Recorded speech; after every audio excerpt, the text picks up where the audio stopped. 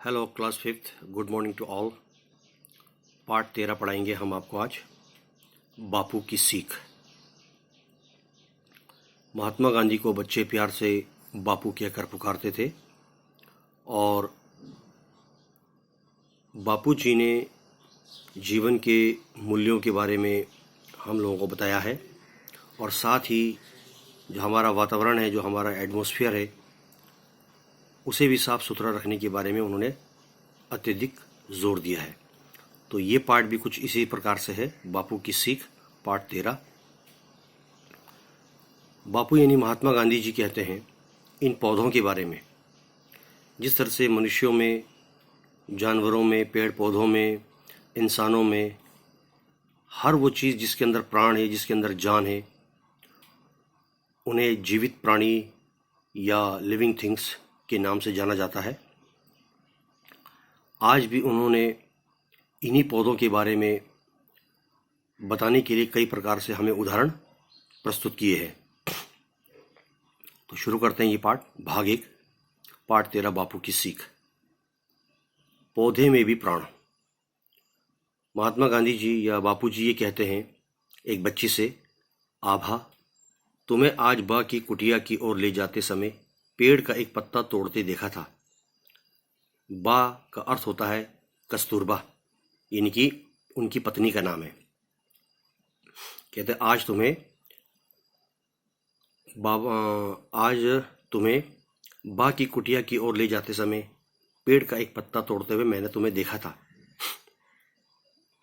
इसलिए तुम्हें यहां बुलाया है। ऐसा नहीं है कि सिर्फ तुम ही ऐसी भूल करती हो, तुमने ऐसी गलती की है। क्यों? ये तो हम सब की आदत सी हो गई है कि आते जाते पेड़ को देखा तो पत्ता तोड़ लिया। अगर आपके गली में, आपके घर के आसपास, मोहल्ले में, रास्ते में कोई पेड़ पौधा होता है तो कोई भी हो, बच्चा हो, जवान हो, बूढ़ा हो, स्त्री पुरुष, निकलते हुए आते जाते हुए भी या उसको छू लेते हैं या उसको टच करते हैं या उसको हिलाते हैं पेड़ को, नहीं तो उसमें से कोई पत्ता भी तोड़ लेते हैं। ये मनुष्य की फितरत है। बिना आवश्यकता फूल पत्ती तोड़ना एक तरह की हिंसा ही होती है।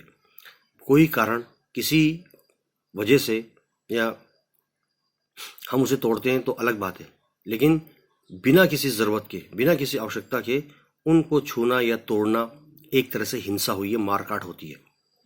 हमारे देश के बड़े बड़े वैज्ञानिक जैसे कि जगदीश चंद्र बसु ने जब मुझे बताया, यानी महात्मा गांधी जी खुद स्वयं के बारे में बता रहे हैं कि छोटे से छोटे पौधे में भी प्राण होते हैं, छोटा से छोटा जो जीव होता है उसके अंदर भी जान होती है, तब से मैं लोगों को फूलों की माला गले में नहीं डालने देता, हाथ में ही ले लेता हूँ। ये तो तुमने भी देखा होगा। कहा कि भाई ये तो तुमने भी देखा होगा कि मैं माला को गले में नहीं पहनता हूँ, न पहनने देता हूँ और हाथ में ही ले लेता हूँ। आगे देखिए, पत्ता तोड़कर बापू मुझे बुलाकर ये भी कह सकते थे कि पत्ता क्यों तोड़ा है। पत्ता तोड़ते हुए ये देखकर आवा कह दी, मुझे बापू मुझे बुलाकर बोल सकते थे कि तुमने पत्ता क्यों तोड़ा है, आगे से मत तोड़ना, ये भी कहते थे। फिर उन्हें इतना विस्तार से समझाने में अपना समय नष्ट करने की कोई आवश्यकता ही नहीं होती। आवा सोच रही है अपने मन में कि सिर्फ मुझे बोलते कि भाई तुमने क्यों तोड़ा है ना, इशारा करते थे कि आगे से मत तोड़ना, बात खत्म हो गई। फिर उन्होंने इस बात पर इतना जोर डालने के लिए और अपना समय नष्ट करने के लिए इतना डिटेल में विस्तार से मुझे समझाने की ज़रूरत ही क्या थी बापू को। लेकिन बापू तो सही अर्थ में एक आदर्श शिक्षक थे, एक बहुत ही आइडियल टीचर थे, लोगों के लिए प्रेरणा स्रोत थे।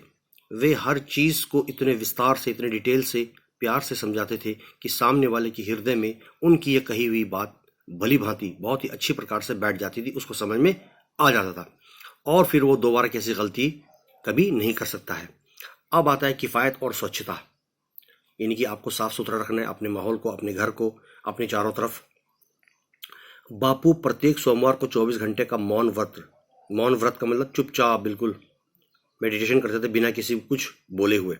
जब उन्हें किसी चीज़ की ज़रूरत होती थी या कुछ सूचना देनी होती तो कागज़ के टुकड़े पर लिख कर ही बताते थे, लेकिन कागज़ का ये टुकड़ा भी नया अथवा कोरा नहीं होता था। बापू आए हुए पत्रों के पीछे जिन पर कुछ लिखा हुआ न हो या लिफाफों को खोलकर उनके अंदर की ओर के बिना लिखे या बिना छपे वाले हिस्से पर लिखा करते थे। वो सोचते थे कि इन कागज़ों को भी बेफालतू में फजूल खर्च करके इनका अनावश्यक इनका इस्तेमाल नहीं करना चाहिए।